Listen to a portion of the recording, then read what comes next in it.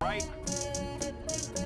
And I'm not playing. Daniel Warren Johnson may have just made Transformers the best comic book to read right now. Now, I'm hesitant because I'm not a huge fan of his art all the time, particularly the way he draws the humans in this series, particularly this issue. However, he finds a way to boldly insert some things that we haven't seen and definitely haven't seen in a while, in a feel of a very nostalgic Transformers G1 type universe. So if you are a fan of like old school Transformers, old school Rock'em Sock'em robots, with the humans that are there, the military that's always confused, Autobots versus Decepticon, this is a comic book for you.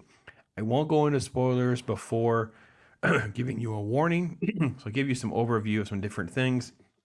This is set and feels very much in vein of the original animated series as far as the setup with them being awakened on Earth, meeting the humans and interacting with them. It ends with the news here where she has just found out that dad had died, being killed by this robot, but she's interacted with the robot, so she's not quite sure.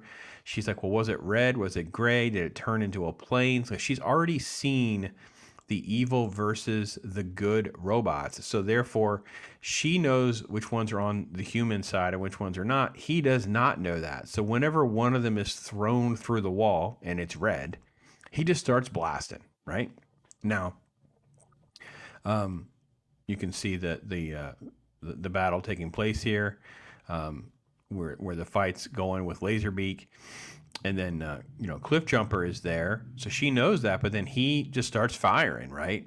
So I think this plays itself well to combine some of the things that we know from our classic Transformers lore and mythos, and a little bit of what like the regular normie has seen in like the movies with the military, because there's been so much emphasis on that, and I think this is why the live action sort of adaptations have gone awry, because they made the Autobots and the Decepticons look too much alike on screen. You get confused of who's fighting whom and which ones are which, and then obviously the mass amount of time that's spent on the humans and the military. So here we do get a lot of humans and military, but we get it in a way that's all tied up near the end. And here you get a little bit of the backstory with what's going on with the Decepticons. I love all of this. I love the fact that we still see the military and the militia trying to come together. I mean, she's not quite sure what's going on. And we see again, it's like, listen, I think we got off on the wrong foot. And again, what do? Start open firing again. Now, it felt a little overzealous, but then again, I thought about the movies and how confused everything is.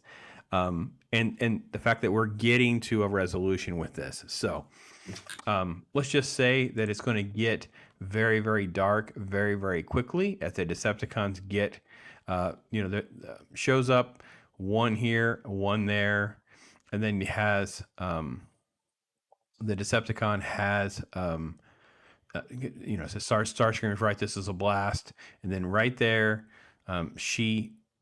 Carly steps in the way, and she's right in harm's way before Optimus shows up. Now, if you don't want any spoilers, this is your time to just come back. Let me know if you agree with my take on this. I'm just saying I think it's great, because now we're going to get what we really want: Autobots versus Decepticons. We have a human setup. We have a human sort of casualty. We have a human sort of consequence to their fight here on Earth, which is what we need. Similar to what we've seen with the Godzilla franchise that's being a buzz right now because of how good Godzilla -1 is. Same thing here with the Transformers. The reason the Transformers will work is we need to see the humans dealing with their war on Earth and the casualties that can come of it. But let me just stop there, let you know, last chance, spoiler warning, because things do... I would love you to have a good first impression and not have me ruin it for you. So last chance to dip out before the spoiler. Obviously, Optibus, he shows up, okay? And now you're just going to get this massive, massive fight, throwdown. It's dark, it's edgy, one shot here, one shot here. Sam is there caught in the middle of it. You can see Optimus lifting him up, slamming him down. A little fight here. It's like, you fought hard, Skywarp, but let us be done. But nope, the humans get involved. The human just starts shooting freaking Optimus and making a mess of things. And they blast his arm. Okay. You can see his right arm is shattered. Okay. And Optimus, look at Sam Witwicky is running to the aid and gets caught in the line of fire from the humans. Look, friendly fire. And then, Spike. They don't call him Sam. So, all right. So Spike is caught, and that's the son. And then you have the fight. So then Optimus retaliates. Now, I'm telling you what, I was already loving the comic book to this point. I was really enjoying it.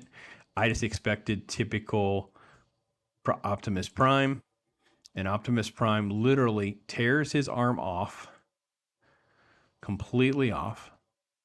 I will have no more of it. And look, starts thrashing and beating him down with the arm. Right? Look at that. And then he sees Spike down. And then there's a finale that sets up the next book that makes you want the next book. If you had told me that I was going to get a Transformers book where Optimus was going to rip his own arm off to beat up a Decepticon, I'd be like, how do I buy more of them? So yeah, if it is not the best book right now, it is at least in that conversation. It is, I think the reason this is successful is that it is Daniel Warren Johnson's baby. He's the writer, he's the artist. They have a colorist, of course, with Spicer does the colors, but it's almost like you come in with a pitch, you had a good idea, you're executing that good idea. There's not a lot of meddling, there's not a lot of agenda, there's nothing like that. You're not trying to make the Transformers into something different. He really does seem to have all the elements that he needs to make a great story. And yeah, I think it's fantastic. So that's my take. Let me know what you guys think. Can't wait to hear from some of the other folks' reviews, because this was a good one. We should talk about good stuff and not just pile on the bad ones for sure. So thanks for watching, everybody. I am Pops.